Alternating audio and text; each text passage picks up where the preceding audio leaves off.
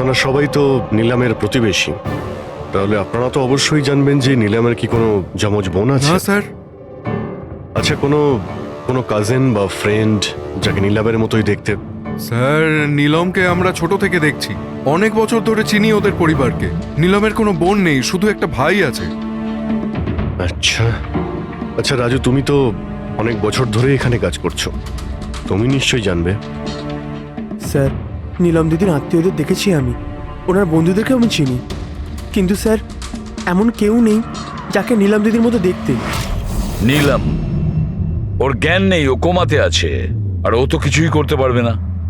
আর রইলো বাকি সবাই যারা ওই সময় পিকনিকে প্রেজেন্ট ছিল। বিক্রমকে খুন ওদেরই মধ্যে কেউ করেছে। তবে স্যার, এই তাসিয়া বিক্রমের স্ত্রী, ওর মুখ দেখে মনে হচ্ছে না যে ওর স্বামী মারা যাওয়াতে ওর কোনো আফসোস রয়েছে। কিংবা স্যার নীলমের মা বিদ্যা আর ওর ভাই ঋষভ। স্যার, বিক্রম আর ওর বন্ধুরা নীলমকে বিজনেস থেকে সরিয়ে দিয়েছিল, হতে পারে বদলা নেওয়ার জন্য দুজনে মিলে বিক্রমকে প্রাণে মেরে দিয়েছে। স্যার, সন্দেহর তালিকায় তো এও রয়েছে, এই বিক্রমকে জঙ্গলের দিকে পাঠিয়েছিল স্যার। পঙ্কজ, এই 4 জনের ওপর কড়া নজর রাখো। দেখো গত 48 ঘন্টায় কি করছিল, কোথায় কোথায় গিয়েছিল। স্যার, স্যার আমার একটা ব্যাপার একদম ভালো লাগেনি। কি ভালো লাগছে না ভাই? স্যার, আমি নিজে ওই মেয়েটাকে এক্সামিন করে আসছি, বেচারি নিজের হাতটাও নাড়াতে পারে না, আর আমরা ওর ফুটপ্রিন্টস আর ফিঙ্গারপ্রিন্টস খুনির সাথে ম্যাচ করাচ্ছি। দিস ইজ সারিকা, একটা কথা তুমি খুব ভালো করে মনে রাখবে, তুমি এতদিন ধরে সিআইডিতে কাজ করছো। সিআইডির কাজে কোনো ইমোশনের জায়গা নেই, এখানে সবাইকে সন্দেহ করতে হয়। মনে রেখো, ওই মেয়েটাকে 5 জন লোক ওখানে দেখেছে, বুঝলে? ইমোশনের কি আছে? এক কাজ করো, এই সব ফিঙ্গারপ্রিন্টস যেগুলো পূরবী আমাদের এনে দিয়েছে, আর এই দড়ি থেকে কুড়ুল থেকে যে ফিঙ্গারপ্রিন্টস আমরা পেয়েছি, ওগুলো আমি সেভ করেছি। একটু ম্যাচ করে দেখো যদি কিছু পাওয়া যায়।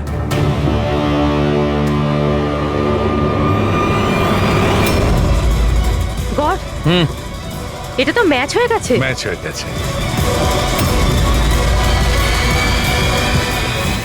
হসপিটালের যে ভিজিটার্স বুক আছে সেই হিসাবে কোনো একজন ডক্টর রজত আছে যে গত 2 সপ্তাহ ধরে এই নিলামের সঙ্গে দেখা করতে আসছে। ডক্টর রজত? আচ্ছা, উনি কি সেই যিনি অ্যাস্ট্রোফিজিক্স আর প্যারানর্মাল সায়েন্স নিয়ে কাজ করছেন? হ্যাঁ শালুকে, বলো। কি নীলম ক্রাইম সিনে গিয়েছিল? নিলাম হাঁটতে পারে? ডক্টর রজত, নিলাম তো চলাফেরা করতে পারে, কারণ ক্রাইম সিনে আমরা যে ফুটপ্রিন্ট আর ফিঙ্গারপ্রিন্ট পেয়েছি সেটা তো ওর সঙ্গে ম্যাচ করে গেছে। তাহলে এই পুরো বিষয়ে আপনার কি রোল? দেখুন, আমি আপনাদের কথা অস্বীকার করছি না, হসপিটালের বেড থেকে নীলম উঠতে পারে। হ্যাঁ, ওর ফিঙ্গারপ্রিন্টস আর ফুটপ্রিন্টস অ্যাস্ট্রাল প্রজেকশনের সাথে মিলবে কি মিলবে না, that I am not sure. Excuse me, কি বললেন আপনি? Astral, what is that mean? এক minute, astral projection? Are you joking? আমার সঙ্গে মজা করছেন না তো? নীলমের ভাই ঋষভকে আমি বলেছিলাম একটা বিশেষ মিউজিক চালানোর জন্য, আর নীলমের পাশে ফুল রাখার জন্য। এই কাজটা ওর মস্তিষ্কে প্রভাব ফেলবে, ওটা তাড়াতাড়ি কাজ করতে থাকবে, আর নীলম তাড়াতাড়ি সুস্থ হয়ে যাবে। এখন বুঝতে পারছি যে নীলমের মস্তিষ্ক খুব বেশি পাওয়ারফুল হয়ে গেছে, এতটা যে ও নিজেকে অন্য কোথাও প্রজেক্ট করতে পারে। ও নীলম নয়, ওর অ্যাস্ট্রাল প্রজেকশন। এক মিনিট, আপনি বলছেন যে ওর প্রজেকশন অন্য জায়গায় করতে পারবে? এটা কিভাবে সম্ভব? দেখুন, অ্যাস্ট্রাল প্রজেকশনকে যদি খুব সাধারণভাবে আপনাকে বোঝাই তাহলে সেটা এইভাবে। দেখুন, যেমন মরার পরে মানুষের আত্মা তার শরীর থেকে আলাদা হয়ে যায়, ঠিক একই রকম জীবিত মানুষের চেতনাকেও ফিজিক্যালি বাইরে বের করা সম্ভব। আর যেমন আমি বুঝি যে নীলমের কেসেও এরকমই কিছু হয়েছে। দেখুন ডক্টর রজত, সায়েন্সে এমন কোনো প্রমাণ নেই যাতে এই কথাটা কনফার্ম হতে পারে যে শরীর থেকে আত্মাটাকে বাইরে বার করা যায়। আর আপনার থিওরি অনুযায়ী একটা 40-45 কিলো ওজনের একটা মেয়ে যে কোমায় রয়েছে, সে একজন 85 কিলো ওজনের একটা লোককে দড়িতে ঝুলিয়ে দিয়েছে। তার মানে আপনারা আমার কথা বিশ্বাস করছেন? তাহলে আপনারাই বলুন, এক হাত পায়ে অক্ষম মেয়ে যে হাসপাতালের বেডে পড়ে আছে, সে একই সময় দুটো আলাদা আলাদা জায়গায় কিভাবে থাকতে পারে? থ্যাংক ইউ ভেরি মাচ, সেটা আমরা খোঁজ নিয়ে নিচ্ছি।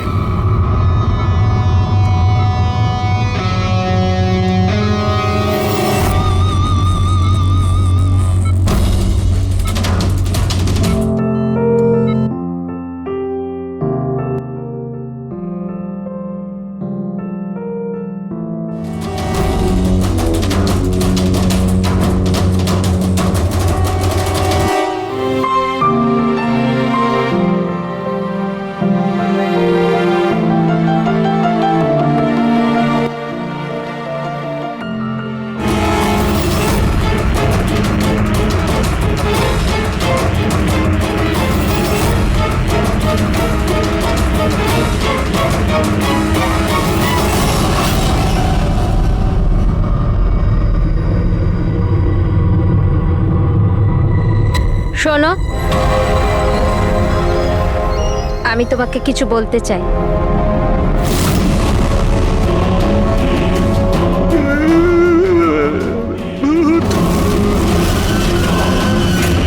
আরে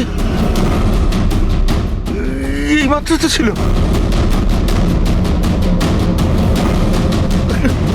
কোথায় হাওয়া হয়ে গেল?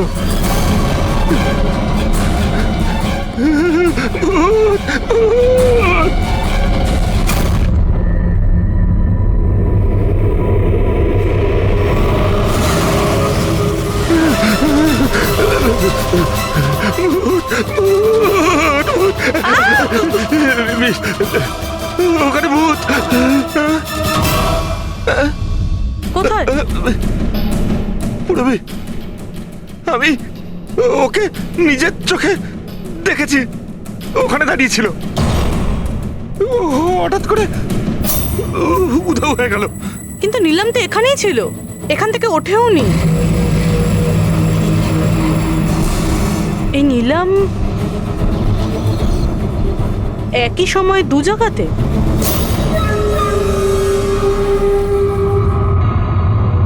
স্যার, আমি নিজের চোখে দেখেছি নিলামের আত্মা দাঁড়িয়েছিল এই করিডোরেই। স্যার, ওর রুমেই ছিল। ঋষভ মিউজিক অন করে ফুল রেখে শুতে চলে গেছিল। এরকম প্রথমবার হয়নি স্যার, আমি দেখেছি। স্যার, ওর বডি এখানেই থাকে আর ও বাইরে ঘুরে বেড়ায়। দেখলেন, আমি আপনাদের আগেই বলেছিলাম, মিউজিক আর ফুলের জন্য ওর নার্ভের সক্রিয়তা বেড়ে যায়, আর সেই অবস্থায় ওর আত্মা শরীরের বাইরে চলে যায়। Astral projection. Astral projection? হ্যাঁ। ঋষভ, ভেতরে যাও, গিয়ে মিউজিক চালাও, যেটা তুমি তোমার বোনকে শোনাও, আর ওই ফুল সেটাও রাখো। হ্যাঁ স্যার।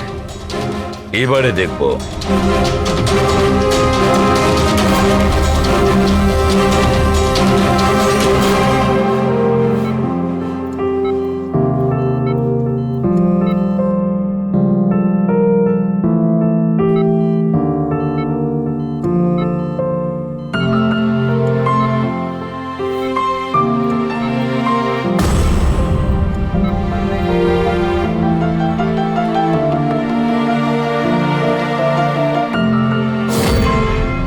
দেখুন, শরীরে সক্রিয়তা বাড়ছে।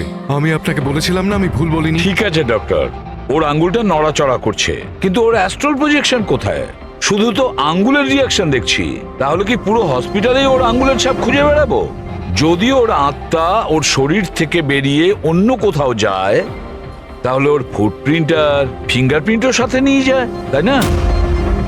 দেখুন, আপনাকে বুঝতে হবে, নীলমের আত্মা আপনার অর্ডারে তার শরীর ছেড়ে বাইরে আসবে না। এটা নিজে থেকেই স্বেচ্ছায় আসবে। ও প্লিজ ডক্টর, আপনার এই সায়েন্সের কথাবার্তা আমাদের মাথাতেই ঢুকছে না। এই কেসটা আমরা সলভ করব, বুঝেছেন? আপনারা আমার কথাকে বিশ্বাস করুন। এক্সকিউজ মি, আসুন। দেখুন দেখুন নিলামকে। ওর অবস্থা দেখে আপনাদের মনে হচ্ছে যে হসপিটাল থেকে বাইরে বেরিয়ে ও কাউকে মার্ডার করতে পারে? হ্যাঁ স্যার, আমরা প্রত্যেক ওকে দেখেছিলাম, ওটা নীলমই ছিল, আর আমাদের কোনো ভুল হয়নি স্যার। 1 মাস হয়েছে তোর অ্যাক্সিডেন্টের, এটা হতেই পারে যে অভিনয় করছে, হাঁটাচলা করতে পারে। সিদ্ধার্থ, ও সত্যি বেড থেকে নড়াচড়া করার অবস্থায় নেই। তাহলে ওটা কে ছিল যাকে আমরা ওখানে দেখেছিলাম? ওই দেখো নিলাম। স্যার আমি বলেছিলাম না নীলমের আত্মা ওর শরীর থেকে। Thank you very much. আপনি আমার ওদিকে গিয়ে বসুন। আপনারাও প্লিজ ওদিকটা গিয়ে বসুন, প্লিজ ওই দিকটা গিয়ে বসুন। স্যার এর আঙুল আর পায়ের ছাপ ম্যাচ কিভাবে হতে পারে? হতে পারে যদি কেউ নিলামের ফিঙ্গারপ্রিন্টস আর পায়ের ছাপ ক্রাইম সিনে ছেড়ে আসে তবে। কি হলো স্যার? একটা কথা আমার মাথায় ঘুরছে। বিক্রমের মৃত্যুর পরে তোমাদের মনে আছে বিক্রমের বন্ধুরা কি বলেছিল? স্যার নীলম আমাদের প্রত্যেকেরই কমন ফ্রেন্ড, আর 2 মাস ধরে তো নীলমের সাথে আমাদের কোনো যোগাযোগই ছিল না। সিদ্ধার্থ কি করে জানলো যে নিলামের অ্যাক্সিডেন্ট 1 মাস আগে হয়েছিল? 1 মাস হয়েছে তোর অ্যাক্সিডেন্টের। হাঁটাচলা করতে পারে, এটা হতেই পারে যে অভিনয় করছে।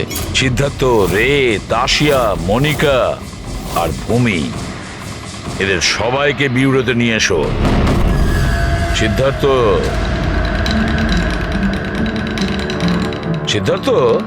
Yes sir. নিলমের সঙ্গে শেষ কবে দেখা হয়েছিল? স্যার আমি তো বলেইছিলাম প্রায় 2 মাস আগে। আসলে হয়েছে কি, একটু ভুলে যাই, বয়স হচ্ছে তো। 2 মাসের মধ্যে যখন দেখা হয়নি, তাহলে নিলামের অ্যাক্সিডেন্টের ব্যাপারে তুমি কিভাবে জানলে? স্যার ঠিকঠাক তো মনে নেই, কিন্তু কথায় কথায় বিক্রমই বলেছিল আমাকে। তোমরা বিজনেস পার্টনার ছিলে, তাই ও মারা যাওয়াতে সব থেকে বেশি লাভ তো তোমাদেরই হয়েছে। স্যার বিজনেস পার্টনার ছিলাম, খুনি নয়। আর ও বন্ধু ছিল আমাদের, ওর ব্যাপারে আমরা এসব ভাবতেই পারি না। যদি লাভের কথা বলেন তো বিক্রমের মৃত্যুর লাভ তো সবচেয়ে বেশি ওর ওয়াইফ তাশিয়ারই হয়েছে। বিক্রমের মৃত্যুর পর আপনার প্রতি হওয়া অত্যাচার কমে গেল, এটা ছাড়া আর কোনো সুবিধা পেয়েছেন আপনি? হ্যাঁ, বিক্রম চলে যাবার পর আমার আর ভয় লাগে না, আর আমি বেশ ভালোই আছি। কিন্তু আমি বিক্রমকে মারিনি। নীলমকে চেনেন আপনি? আমি নীলমকে একদমই চিনি না। 25শে জুলাই যেদিন নিলামের অ্যাক্সিডেন্ট হয়, সেই সময় তোমরা কোথায় ছিলে? স্টার ক্লাব, বিকেসি, তারপর আমরা এয়ারপোর্ট গেছিলাম স্যার। সিদ্ধার্থ, তোমার স্মৃতিশক্তির প্রশংসাই করতে হয়। স্যার মনে তো থাকবেই, ওয়ার্ল্ড ট্যুরের জন্য টিকিট আমি তো বুক করেছিলাম। ট্রাভেল এজেন্ট কে ছিল? সাইমা ট্রাভেলস। যেই বাংলোতে আপনি ছুটি কাটাতে গিয়েছিলেন, ওখানে যাওয়ার আগে আপনি ওখানে 2-3 বার গিয়েছিলেন। কি করতে গিয়েছিলেন? আমি এটাই দেখতে গিয়েছিলাম যে ওখানে কেমন সব ব্যবস্থা, ওটাই দেখাচ্ছিল। ভূমি, আপনি বিক্রমকে বাংলোর পিছনে এইটা বলে পাঠিয়েছিলেন ওখানে নেটওয়ার্ক আসে, কিন্তু এটা সত্যি না, আমরা চেক করেছি। দেখুন ম্যাডাম, ওরা অনেক বড় লোক, আমার ওদেরকে মেরে কি লাভ হবে? আর আপনি শুধু শুধু আমাকে এইসবে টানছেন। ম্যাডাম আমি কিছু করিনি। তাহলে বিক্রমের মৃত্যুর আগে, 1 দিন আগে হসপিটালের বাইরে কি করছিলেন? আমার ভাইয়ের দোকান আছে, ওখানে দেখা করতে গেছিলাম। আর মনিকা, আপনার কি বক্তব্য? আমি নীলমের ব্যাপারে কিছু জানি না, তাছাড়া আমার হাজব্যান্ড আমাকে বেশি কিছু বলে না, তাই এসব ব্যাপারে আমার কিছু যায় আসে না। স্যার এই 5 জনের মধ্যে বিক্রমের খুন যেই করুক, কিন্তু বিক্রমের খুন আর নিলমের যে অ্যাক্সিডেন্ট, এদের মধ্যে কোনো না কোনো সম্পর্ক তো আছে স্যার। রাইট। এটা অ্যাস্ট্রাল প্রজেকশনের ব্যাপার নাকি যমজের, কিন্তু এটা তো শিওর যে এদের মধ্যে কেউ আছে যে নিলামের এই অবস্থার সুযোগ নিচ্ছে। নিলামের অ্যাক্সিডেন্ট পালোমি ব্রিজে 25শে জুলাই হয়েছিল, আর পুলিশ খবর পায় ওই দিন সকালে 4টে থেকে 5টার মধ্যে। এটা খোঁজ নিতে হবে যে ওই 3 জন, বিক্রম, সিদ্ধার্থ আর রে, 25শে জুলাই কোথায় ছিল, আর কে নিলামের অ্যাক্সিডেন্টের ব্যাপারে প্রথম জানতে পারে।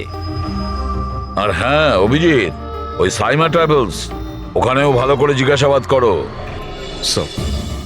পুরবি, আজকে রাত্রে এই হসপিটালেই থাকো, কিন্তু একটা কথা মনে রেখো, ওই রুমে আজ না কোনো মিউজিক বাজবে না কোনো ফুল থাকবে।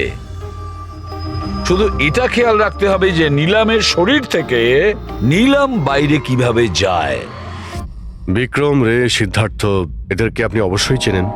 ওদের ওয়ার্ল্ড ট্যুরের টিকিট তো আপনিই বুক করেছিলেন না? হ্যাঁ স্যার। স্যার ওরা খুব অদ্ভুত লোক। স্যার প্রথমে ওরা দিল্লি যেতে চেয়েছিল, বুকিংও হয়েছিল, কিন্তু হঠাৎ করে বললো যে 3-4 ঘন্টার মধ্যে জোগাড় করে দাও, ওয়ার্ল্ড ট্যুরে বেরোবো। দেখুন ডিটেলে বলুন আপনাদের কি কথা হয়েছিল। হ্যাঁ স্যার। ওই অ্যাক্সিডেন্টের ব্যাপারে কি করে জানলেন আপনারা? স্যার সকাল 4টের সময় আমাদের কাছে খবর এসেছিল যে একটা গাড়ি ব্রিজ থেকে নিচে পড়ে গেছে। আমি আমার টিম নিয়ে এখানে পৌঁছই আর ওই মেয়েটাকে গাড়ি থেকে বাইরে বের করি। কিন্তু স্যার অবাক হওয়ার বিষয় হলো এটাই যে এত ভয়ঙ্কর অ্যাক্সিডেন্টের পরেও মেয়েটার শ্বাস চলছিল। তদন্ত করে কি জানতে পেরেছেন? এটা কোনো অ্যাক্সিডেন্ট ছিল নাকি কেউ জেনে শুনে কাজটা করেছিল? অ্যাক্সিডেন্ট ছিল স্যার। মেয়েটাকে নেশাগ্রস্ত অবস্থায় গাড়িতে পাওয়া গেছে। কিন্তু স্যার অবাক হওয়ার মতো বিষয় এই যে সিসিটিভি ফুটেজে না মেয়েটাকে দেখা গেছে না মেয়েটার গাড়িটাকে। ও যে এখানে কি করে পৌঁছলো সেটা কিছুতেই বুঝতে পারছি না। আচ্ছা, অ্যাক্সিডেন্ট তো 1 মাস হয়ে গেছে, কিন্তু এর ফুটেজ তো পেয়ে যাবো। একটা কাজ করো, এই 24 জুলাইয়ের রাতে ক্লাব ভিস্টা থেকে এয়ারপোর্ট যাওয়ার মধ্যে যতগুলো সিসিটিভি ক্যামেরা আছে সবগুলোকে চেক করো। আর হ্যাঁ, ওই হাইওয়েরও নিয়ে নাও যেটা পুলমি ব্রিজের দিকে যায়, যেখানে নিলামের কারের অ্যাক্সিডেন্ট হয়েছিল। স্যার 25শে জুলাই রাতে বিক্রম স্যার ফোন করেছিল। স্যার উনি বললেন যে ওনারা 3 জনে ওয়ার্ল্ড ট্যুরে যাবেন, এই জন্য নেক্সট ফ্লাইটেই টিকিট বুক করে দিতে। স্যার আমার খুব অদ্ভুত লেগেছিল ব্যাপারটা, কিন্তু স্যার ওনার কথা থেকে এটা মনে হচ্ছিল যে কিছু তো একটা গড়বড় চলছে। I see. বুঝতে পারছি না নিলমকে সবাই সব জায়গায় দেখতে পাচ্ছে কি করে, যখন ও নিজের বিছানা থেকেই উঠতে পারছে না। হ্যাঁ স্যার, আমি এখানেই আছি, আর নীলমও আমার চোখের সামনে আছে, ওইভাবে বিছানায় শুয়ে। আর এই নীলমের মতন দেখতে মেয়েটাকেও দেখতে পাইনি, সব কিছু নর্মাল। কামন ইয়ার মনিকা, তোমার কি মনে হয় বিক্রমের মৃত্যুর পর নীলম আমাকে আর রেকে মেরে দেবে? আরে রিল্যাক্স ইয়ার, রে আমার সাথেই আছে, কিচ্ছু হবে না, আমরা বাড়িতেই আসছি।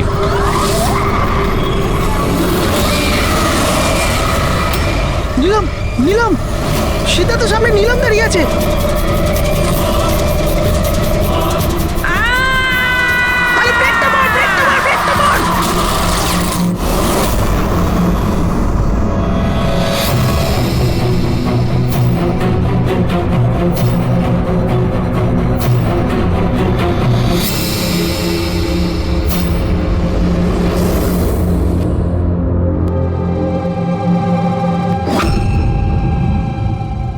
হোটেল থেকে এয়ারপোর্ট পৌঁছতে কমপক্ষে 2 ঘন্টা লাগে। ভেবে পাচ্ছি না এই 3 জনের 7 ঘন্টা কিভাবে লাগলো। আর স্যার এই ফুটেজগুলো নিয়ে কিছু করা হয়েছে। এই একটু পিছনে নাও তো পঙ্কজ, আর একটু পিছনে নাও যেখানে ডিসি চক ছিল। হ্যাঁ স্টপ, এখান থেকে চালাও। আর এটা পরের ফ্রেমে উধাও।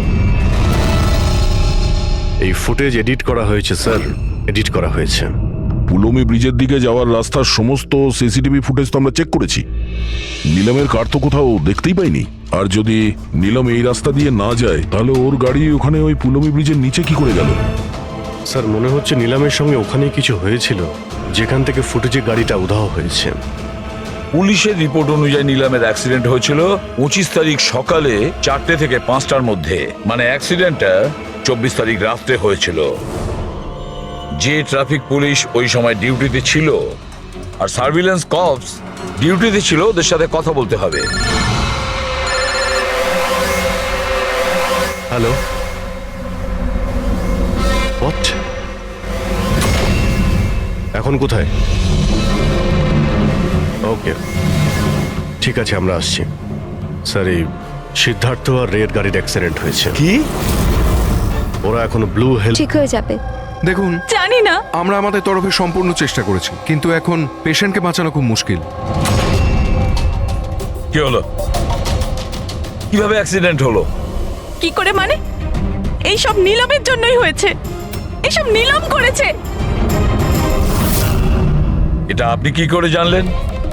আমি ফোনে শুনেছিলাম রে সিদ্ধার্থকে বলল যে সামনে রাস্তায় নীলম দাঁড়িয়ে আছে। নিলাম সিদ্ধার্থ সামনে নিলাম দাঁড়িয়ে আছে। ওরা দুজনেই খুব ভয় পেয়ে গেছিল। পুরবি তুমি নিলামের কাছেই ছিলে তো? স্যার স্যার নীলম হসপিটালেই ছিল, ওর বাইরে যাওয়ার প্রশ্নই ওঠে না। আপনাকে এই অ্যাক্সিডেন্টের খবর কে দিয়েছে? 12:30টার সময় কারো ফোন এসেছিল, কিন্তু ফোনেতে নিজের নামটাও বলেনি। আমরা যখন অ্যাক্সিডেন্ট স্পটে পৌঁছলাম, কারটা তখন পাল্টি মেরে রাস্তার নিচে পড়েছিল। ভেতরে সিদ্ধার্থ রক্তে মাখামাখি হয়েছিল, আর রের শরীরটাও জানলা দিয়ে অর্ধেক ঝুলেছিল। এক কাজ করি, সিদ্ধার্থ আর রে দুজনের মেডিকেল রিপোর্ট আর ওই গাড়িটাকে নিয়ে ফরেন্সিক ল্যাবে পাঠিয়ে দাও। এখানে সব জায়গায় পুলিশ প্রহরা আছে স্যার, সব বন্দোবস্ত হয়ে গেছে স্যার। Very good. আর আশপাশের সমস্ত রাস্তায় ব্যারিকেড লাগিয়ে দাও, ঠিক আছে? কেউ যেন আসতে যেতে না পারে। Over and out. একটা গাড়িও যেন এদিক দিয়ে না যেতে পারে। হ্যাঁ স্যার। যারা হেঁটে হেঁটে যাবে তাদের বলে দাও অন্য রাস্তা দিয়ে যেতে। কাল সকালবেলা এখান দিয়ে ভিআইপির একটা বড় কনভয়ে যাবে, আর ভেতর থেকে আমরা খবর পেয়েছি যে ওই কনভয়ের মধ্যে একটা গন্ডগোল হতে চলেছে। কারোর ওপর যদি একটুও সন্দেহ হয় সঙ্গে সঙ্গে আমাকে জানাবে। সব সিসিটিভি ক্যামেরা জাজ হয়ে গেছে, সব ঠিকঠাক কাজ করছে। গুড।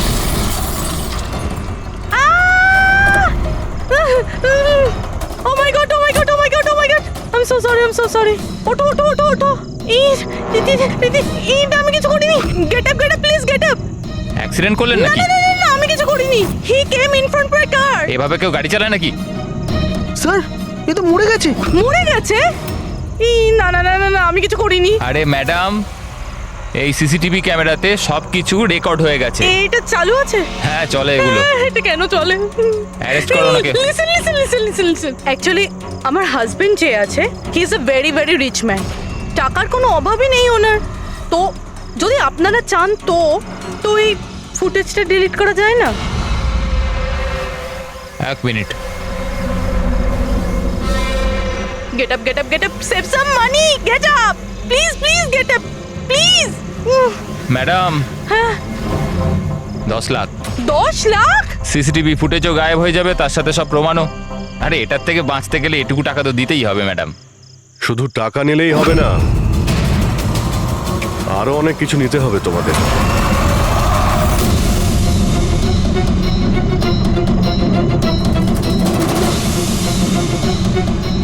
স্যার, তোমরা জানো তোমাদের ডিউটি আজকে এখানে কেন ছিল?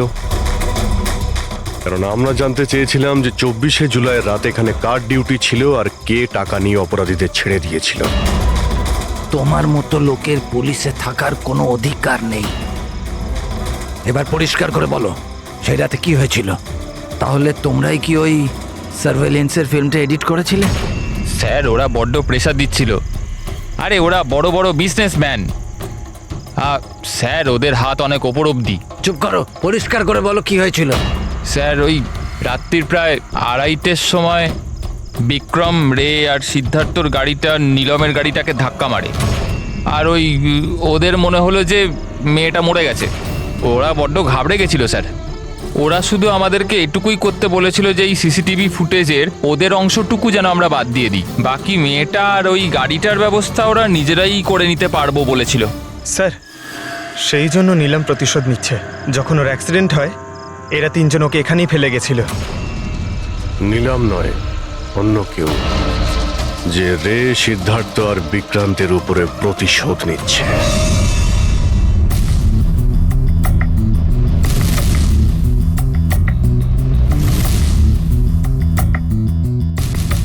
অভিজিৎ, নীলমের শরীর থেকে তার বাইরে যাওয়া পসিবল নয়। অ্যাস্ট্রাল প্রজেকশন, সেটা তো আমরা ধরছিই না। আর পুরবি তো দেখেছে, পুরবি ওখানে ছিল, আর ও তো বলছিল যে নীলম ওখান থেকে নড়েইনি। তাহলে বুঝে উঠতে পারছি না যে সিদ্ধার্থ আর রে এরা দুজনে নীলমকে রাস্তায় কিভাবে দেখলো। এক মিনিট, এই নীলম একই সময় নিজের রুমে আর হসপিটালের করিডোরেও তো দেখা গিয়েছিল। 1 মিনিট বস, এই যে গাড়িটা নীলমকে হঠাৎ দেখে ঘাবড়ে গিয়ে উল্টে যায়নি, বরং এই গাড়িটাকে অ্যাক্সিডেন্ট করানো হয়েছে। এত জোরে ধাক্কা মেরেছে যে ওদিকে দরজাটা তো পেরিয়ে গেছে। ইচ্ছে করে জেনে বুঝে কোনো গাড়ির সঙ্গে এটাকে ধাক্কা লাগানো হয়েছে। স্যার স্যার সিদ্ধার্থ আর রের অ্যাক্সিডেন্ট একটাই গাড়িতে হয়েছে, কিন্তু ওদের মেডিকেল রিপোর্টস কিছুতেই ম্যাচ করছে না। কি?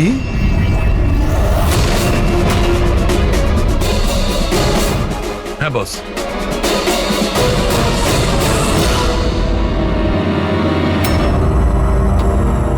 এই পুরো রহস্যটা কি? এটা কি বলতে চাইছে? ফিঙ্গারপ্রিন্টস আর ফুটপ্রিন্টস ম্যাচ করা, দুটোই তো অ্যাক্সিডেন্ট। আর সারিকা বলছে যে সিদ্ধার্থ আর রের মেডিকেল রিপোর্ট ম্যাচ করছে না। এই পুরো ব্যাপারটা আসলে কি?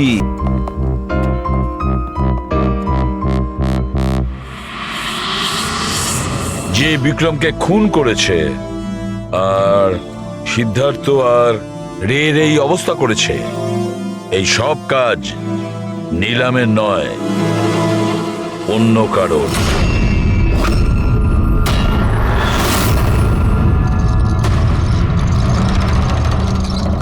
রে রে তোমার যেখানে অ্যাক্সিডেন্ট হয়েছিল সেখানে সিআইডির অফিসাররা গিয়েছিল। আর তাছাড়া তোমার গাড়ির কন্ডিশন আর তোমাদের মেডিকেল রিপোর্টও চেক করা হয়েছে। ওটা খুব সাংঘাতিক অ্যাক্সিডেন্ট হয়েছিল। দেখো সিদ্ধার্থর কিরকম অবস্থা। কিন্তু একটা জিনিস দেখে ভালো লাগছে, এত বড় অ্যাক্সিডেন্ট, এত সাংঘাতিক অ্যাক্সিডেন্ট যেখানে সিদ্ধার্থর এরকম অবস্থা, সেখানে তোমার তো শুধু এত সামান্য আঘাতটা লেগেছে কিভাবে? আচ্ছা এই অ্যাক্সিডেন্টটা হলো কিভাবে? আসলে ওই আমি রাস্তাতে আমি নিলামকে দেখেছি, আর এই কথাটাই আমি সিদ্ধার্থকে বলেছি। ওই ভয় পেয়ে গাড়ি টার্ন করতে গেল, গাড়ি স্পিডে ছিল তো কন্ট্রোল হলো না, আর গাড়ি উল্টে গেল। না না না না না, মিথ্যে কথা বলছো তুমি। তোমার গাড়ি উল্টে যায়নি, অন্য গাড়ি এসে তোমাকে ধাক্কা মারে। কে?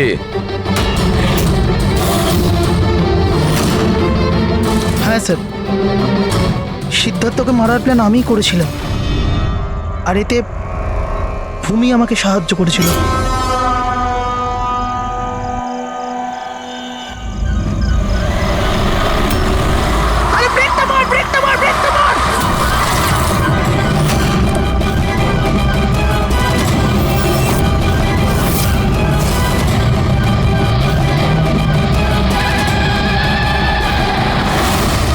তাহলে ভূমিকে আমরা ভুল সন্দেহ করিনি।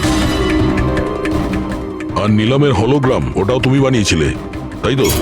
এই নিলাম একই সময় নিজের রুমে আর হসপিটালের করিডোরেও তো দেখা গিয়েছিল।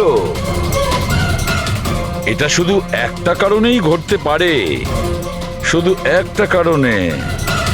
3D হলোগ্রাম মানে নিলাম ছিল না, নিলামের ফটো ছিল।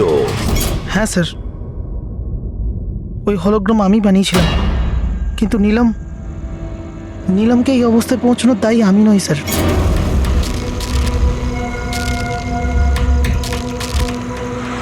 এই নিলাম আমাদের ডিসি চকে কেন ডাকলো? ও আমার উপর লিগ্যাল অ্যাকশন নেবার কথা ভাবছে, কিন্তু আমি ওকে 1 টাকাও দেবো না। ওর হিসেব আমি আজকে একদম শোধ করে দেবো। আরে কি করছিস বিক্রম? ও বন্ধু আরে আমাদের। উড়িয়ে দে এটাকে বিক্রম। আরে সেটা তো তুই চুপ করে বস না। না বিক্রম, না না না বিক্রম। আমি বিক্রমকে আটকানোর চেষ্টা করেছিলাম, কিন্তু স্যার বিক্রম আমার একটা কথাও শুনলো না। আমি নিলামকে বাঁচাতে চাইছিলাম স্যার, ওকে হেল্প করতে চাইছিলাম, কিন্তু এই দুজনে আমাকে কিছু করতে দেয়নি। ও আমাদের বন্ধু ছিল স্যার, কিন্তু আমিও টাকার লোভে পড়ে গিয়ে সিদ্ধার্থ আর বিক্রমের সাথে মিলে নিলামের সাথে বেইমানি করলাম স্যার। ওকে বিজনেস থেকে বের করে দিলাম, আর ওকে মরার জন্য ছেড়ে দিয়ে আমরা 3 জন ওয়ার্ল্ড ট্যুরে চলে গেছিলাম। কিন্তু স্যার যখনই আমরা ফিরে এলাম, তখন থেকে আমি বুঝতে পারলাম যে সিদ্ধার্থ আর বিক্রম মিলে আমাকেও এই বিজনেসের পার্টনারশিপ থেকে বাইরে বের করে দিতে চাইছে। কিন্তু এর আগে এই দুজন নিলামের মতো আমার সাথেও বেইমানি করে। আমি এই দুজনকে আমার রাস্তা থেকে সরানোর প্ল্যান করলাম, আর নিলামের সাহায্য নিয়ে ওদেরকে ভয় পাওয়াতে শুরু করি। তাহলে এই বাংলোতে ছুটি কাটানোর আইডিয়া তোমারই ছিল? হ্যাঁ, ওখানে আমি দুজনকে রেখেও ছিলাম, বিক্রমকে মারার জন্য। আমি যা করেছি আমার আফসোস নেই স্যার। নীলমের এই অবস্থাতে আমার পরিচয় গোপন করে ওকে টাকা দিয়ে সাহায্য করছিলাম। জেল যাওয়ার পর এটাই চাইবো যে ওর চিকিৎসা যেন কিছু কম না হয়। আর ভূমি আমার অফিসে কাজ করতো স্যার, এই জন্য আমি জানতাম যে ও আমার সঙ্গ দেবে। আর আমি ভূমিকে ব্যবহার করেছি নীলমের 3D হলোগ্রাম লাগানোর জন্য।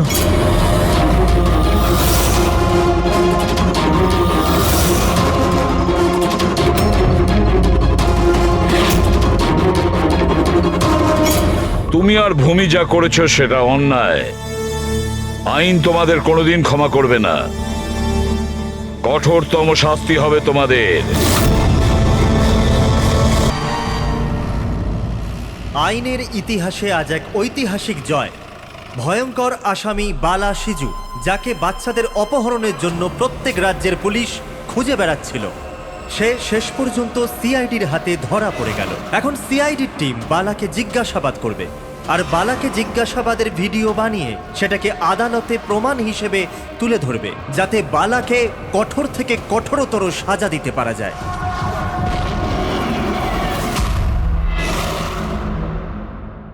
এক কাপ চা পাওয়া যাবে? ওই বাচ্চাগুলো কোথায় যাদের তুই বিক্রি করেছিস? আমি কোনো বাচ্চাকে বিক্রি করিনি। বাচ্চাটা দেশে আছে না বিদেশে আছে? আমার চাটা কোথায় গেল এসিপি স্যার? দেশে নাকি বিদেশে? চুপ! দেখ বালা, ওই বাচ্চাগুলোকেই তাদের মা বাবার কাছে পৌঁছে দেবো, আমি কথা দিয়েছি। যদি ওদের কিছু হয় না, তোর অবস্থা আমি এমন করব যেটা তুই স্বপ্নেও ভাবতে পারছিস না।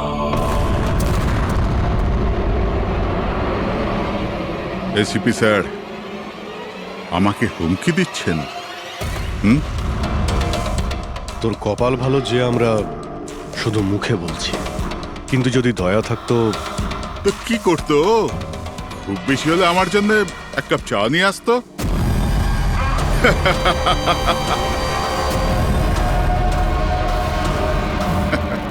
পা নিচে নামা। আরে ম্যাডাম, আপনি আমার জন্য চা বানিয়ে আনুন। তাছাড়া মেয়েদের কাজ ঘরেই হয়, এই সিআইডিতে কেন সময় নষ্ট করছেন আপনি? আর যদি আমার ম্যাডামের হাতের চা ভালো লাগে, হ্যাঁ, তো আমি ওর সাথে বিয়ে করবার ব্যাপারেও ভাবতে পারি। উকিল বাবু, এ কিন্তু বড্ড বাড়াবাড়ি করছে।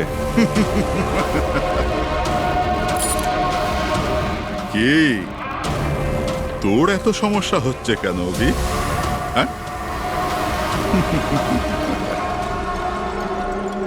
তোর এই ম্যাডামের সাথে কোনো চক্কর চলছে নাকি রে? এটা কি করলেন আপনি? আমার ক্লায়েন্টের উপর হাত তুললেন আপনি।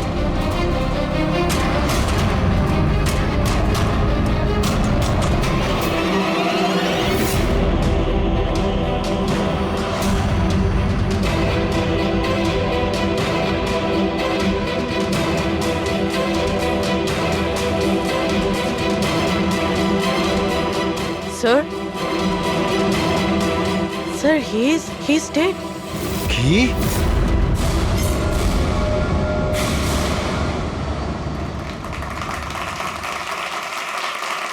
Good evening ladies and gentleman, and welcome to Prashna Uttar. আমি আপনাদের হোস্ট অভয় কুমার আপনাদের স্বাগত জানাই। আজকের বিষয় একটা বিতর্ক, যে আমাদের দেশের আইনের রক্ষাকর্তারা আইনের থেকেও কি বড়। আপনারা সবাই এটা নিশ্চয়ই শুনেছেন যে সিআইডির সিনিয়র অফিসার অভিজিতের উপরে বালা নামক এক ক্রিমিনালকে হত্যার অভিযোগ আরোপ করা হয়েছে। এই জন্য আমাদের মাঝে আজকে উপস্থিত আছেন নিজেই senior inspector Abhijit from the CID bureau, যার সাথেই এসিপি প্রদ্যুমান স্যারও, ওয়েলকাম স্যার, আর senior inspector Daya CID bureau থেকে। আমাদের প্যানেলিস্ট হলেন ex army officer mister Ranbir, ex IB officer Sanjit sir, আর এক্স জাজ মিসেস মন্দিরা, আর সঙ্গে আছেন ক্রাইমের senior editor Madan Kumar sir, আর সঙ্গে উপস্থিত আছেন সিনিয়র জার্নালিস্ট আর হিউম্যান রাইটস অ্যাক্ট্রেস। তাহলে আমি শুরু করতে যাচ্ছি হিউম্যান রাইটস অ্যাক্ট্রেসকে দিয়ে। বলুন, এই কেস সম্পর্কে আপনি কি বলবেন? এদের মতো অফিসারদের জন্যই আইনের নাম খারাপ হচ্ছে দেশে। একদম ঠিক। হাতে বন্দুক কি শক্তি এসে যায়? এনাদের মনে হয় কি যা খুশি তাই করবে, আর মানবাধিকারকে মুচড়ে রেখে দেয় এই সব আইন রক্ষকরা। হ্যাঁ, আমি তো বলি এদের থেকে বন্দুকটাই ফেরত নিয়ে নেওয়া উচিত। বন্দুক চালানোর নৈতিকতা কি হতে পারে এদের ধারণাই নেই। আমি তো এটা বলবো যে এরা একটা সিম্পল কথাকে রং চড়িয়ে বলছে। বালা সিআইডিদের সঙ্গে খারাপ ব্যবহার করেছিল, আর এর মধ্যে যদি হাত উঠেই যায় তার মানে তো এই নয় যে অভিজিতের ওপর খুনের দাগ লাগিয়ে দেওয়া হবে। আর যদি কোনো অপরাধীর হাতে হতো এই খুন, তো তাহলে কি আপনি ছেড়ে দিতেন, বা সাধারণ মানুষের হাতে? না তো। তাহলে যে নিয়ম সাধারণ মানুষের জন্য রয়েছে তা সিআইডির জন্য কেন হবে না? মিস মন্দিরা, আপনি কখন থেকে চুপ করে বসে আছেন? এই বিষয়ে আপনি কি বলতে চান? অভিবাবু, আমি এই জন্য চুপ রয়েছি যে যেই সিআইডির বাহাদুরির প্রশংসা লোকেরা করে থাকে তাদেরকে আজ এখানে অপমান করাটা ঠিক হচ্ছে কি? দেখুন, আমার মনে হয় তর্কের কোনো শেষ নেই। যে অভিজিৎ ঠিক না ভুল, এগুলো নিজস্ব ভাবনার উপর নির্ভর করে। এখন আমি কথা বলতে চাই এসিপি প্রদ্যুম্ন স্যারের সাথে, যার লম্বা কেরিয়ার দেশের প্রতি দায়িত্ব এবং কর্তব্যে পরিপূর্ণ। এই কেসেতে আপনি কার পক্ষ নেবেন? সিআইডির অভিজিৎ স্যারের, নাকি আইনের পক্ষ নেবেন? দেখুন, আজ পর্যন্ত আমি বরাবর আইনকে সমর্থন করেছি, আর পরেও সমর্থন করব। আমি ন্যায়ের পক্ষেই। আর এ কথা বলার কাউকে আমি সুযোগ দেব না যে আইন সিআইডির জন্য একরকম আর সাধারণের জন্য অন্য রকম। যতক্ষণ না এনকোয়ারি কমিশনের ডিসিশন জানাচ্ছে ততক্ষণ senior inspector Abhijit CID duty থেকে সাসপেন্ড থাকবে।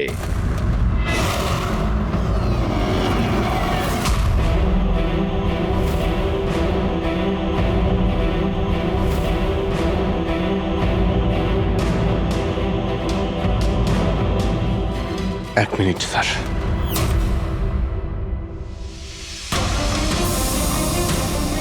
স্যার, আমার ব্যাপারে লোকেরা কি বলল তাতে আমার কিছুই যায় আসে না। এইমাত্র আপনার মুখ থেকে যা শুনলাম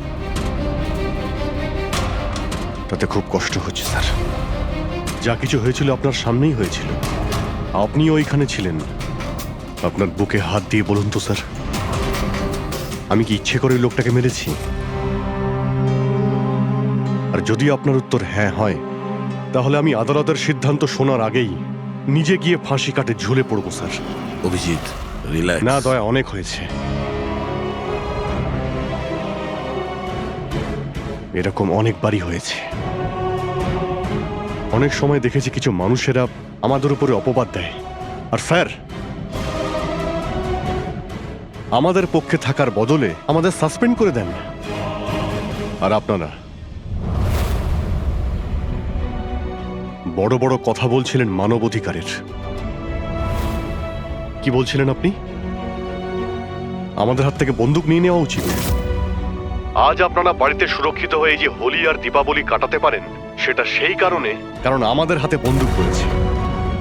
সারা রাত ধরে আমরা জাগি যাতে আপনারা নিশ্চিন্তে ঘুমোতে পারেন। যখন অপরাধী এইখানে কপালে বন্দুক ঠেকায় না আর বুকে গুলি চালানোর জন্য হুমকি দেয়, ঠিক তখন আপনাকে এটা মনে করিয়ে দেওয়া হয় যে আপনি অপরাধীকে গুলি করতে পারবেন না, শুধু পায়ে গুলি করতে পারবেন। সেই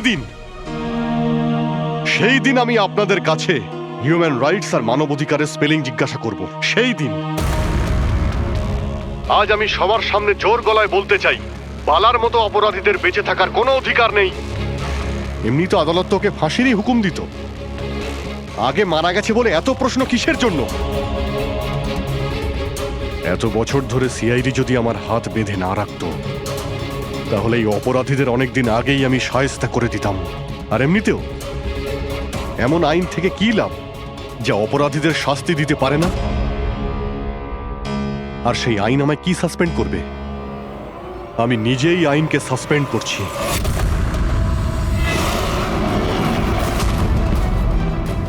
মনে সাহস আর পকেটে রেজিগনেশন নিয়ে আমি সবসময় ঘুরি।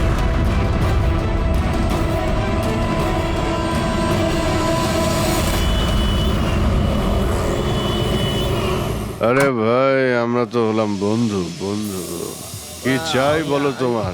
এই আমার বন্ধুর জন্য সব নিয়ে এসো আজকে, তুমি আর আমি মিলে। এই চল চল।